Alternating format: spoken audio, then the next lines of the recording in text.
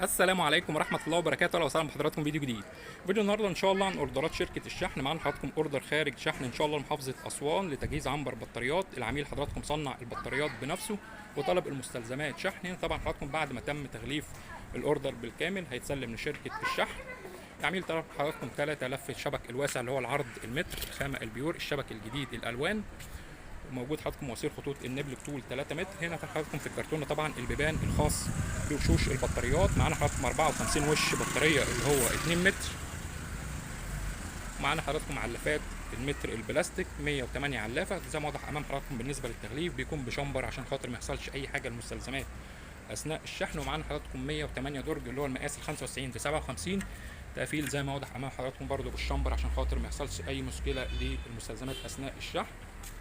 وهنا حضراتكم في الشوال موجود القباط ووصلات خطوط النبل. وهنا طبعا حضراتكم الشفاط.